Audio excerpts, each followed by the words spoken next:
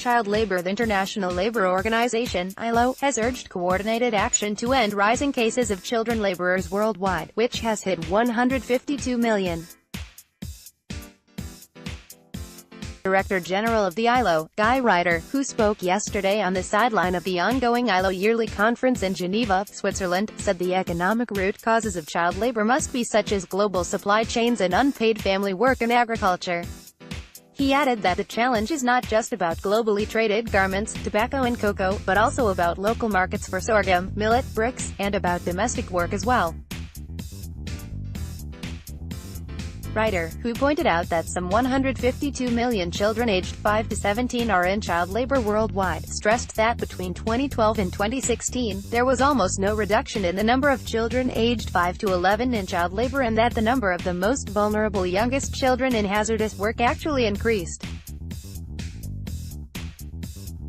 He said this is so partly because child labor in agriculture, which is mostly unpaid family work, increased, saying, "These children typically begin child labor at the age of 6 or 7 and they commonly perform hazardous work as they get older." In another development, the Minister of Labour and Employment, Drive, Chris Ngige, has said that the federal government will soon begin to enforce the provision of creches in every workplace.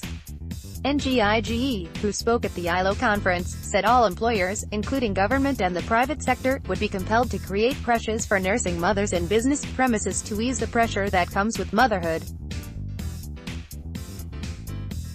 He said, employers of labor in both the public and private sectors are by regulation requested to provide creches for nursing mothers for ease at workplace.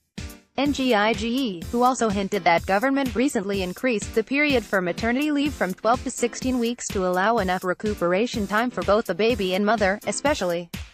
in the area of breastfeeding, said all disciplinary proceedings against any female staff which might have been taken during the period of her maternity leave shall be put in abeyance till the expiration of the leave, while employers of labor are also barred from removing women from work due to their marital or maternity status.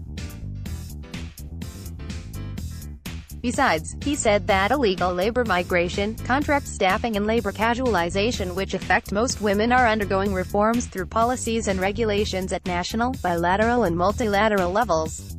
He, however, said that